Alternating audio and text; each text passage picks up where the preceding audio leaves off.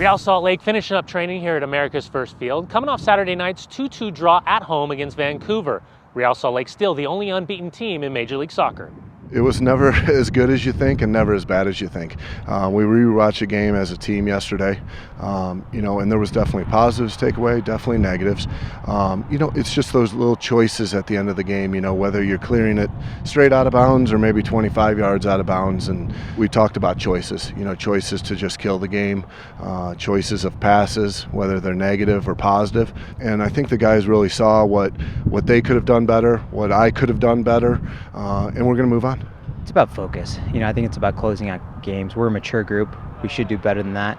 We've done better than that in the past, and we've let that lead slip away 3 times this year. It's not good enough. So just about upping that focus in the final minutes. I think we have to be more consistent, in our game, especially in the last couple minutes of the game. If you see San Jose, Philly, and last game, it wasn't good in the last couple minutes. So we have to be smart there, try to finish the game, and try to get 3 points. The Chicago Fire coming off a bye last week and sitting on 6 points in the Eastern Conference, still looking for their first win in Major League Soccer.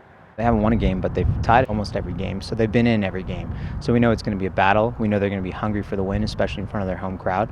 So we have to go in there and not give them an inch. Their record doesn't reflect the quality that they have on their team.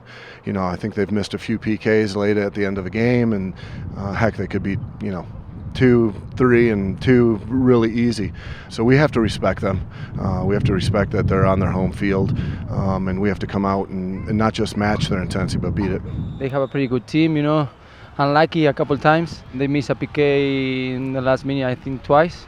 So I think that they are good fighters, and they have a good team, and they're looking so hard for a win. So tomorrow is going to be a tough game where we have to be smart to try to get points there. The Chicago Fire will be without the services of Quincy Amarikwa, who picked up 2 yellows in their last match 2 weeks ago against the New England Revolution. But as always, you got to pay attention to Mike McGee. He's a dangerous player. He always shows up in such great spots, and the ball seems to find him, and he always finishes chances. So we just have to constantly be aware of him, especially when a guy like Nyarko, who's fast, who's good on the dribble, can get to the end line, is running at us. I think it's really just being aware where he's at the field. He's not gonna kill you at the middle of the field, but when he gets in and around the box and he's on the ball, he's a great finisher of the ball with left or right foot, even with his head, and we have to respect that. And we also have to worry about Patrick Nyarko and their forward Anagango, who's very dangerous players. Watch RSL take on Chicago on May 3rd at 6:30 on Utah's CW30.